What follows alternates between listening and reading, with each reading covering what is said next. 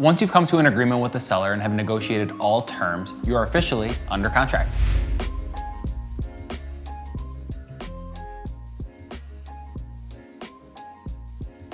A binding contract is made up of 3 parts: the offer, acceptance, and consideration, which is essentially earnest money, which we're about to cover. So what's earnest money, you ask? The technical definition is money forfeited in order to establish a contract. In reality, this earnest money is really just showing the seller that you're a real buyer and you're here to make a deal. Where does that money end up going? That's going to be a portion of your cash to close at the closing table. Once your offer is accepted, a 5 to 7 business day period is opened up called attorney review. So your broker will ship off your contract to an attorney, and it's their job to look over all of the terms and make sure that you are protected in every way possible.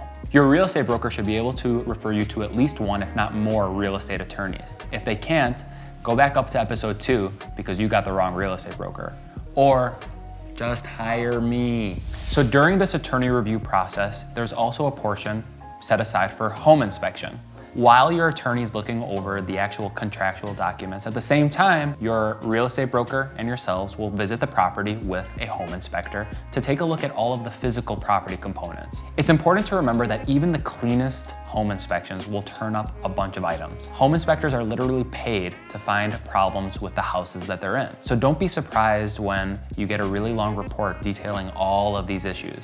Your broker and attorney will take a look at the inspection report and give you some recommendations about the items that you should ask for credits or repairs. Once you've completed your home inspection and your attorney has taken a look at the contract, your attorney is actually going to send something over called an attorney review letter and essentially enter into a new round of negotiations. If the seller isn't ready to negotiate on our terms, we have to understand what our walkaway point will be.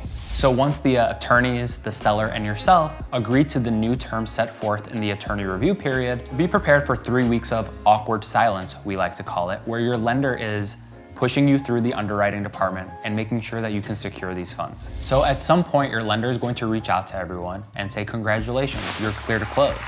So that means that the money is available and we can close really whenever we want. At this point, your attorney and your broker will reach out to make sure that we're scheduling something called a final walkthrough, where we go and check the property out one last time so we make sure that any of the repairs that were negotiated were corrected, and frankly, to make sure the place didn't burn down or there aren't some crazy new leaks. After the final walkthrough, we will literally head to the closing table, and everyone in my world thinks that this is some big momentous occasion, and yes, it is, but in reality, you will be sitting at a closing table for hours, signing, until finally, after this whole long experience, I put keys in your hands and congratulations, you're a homeowner.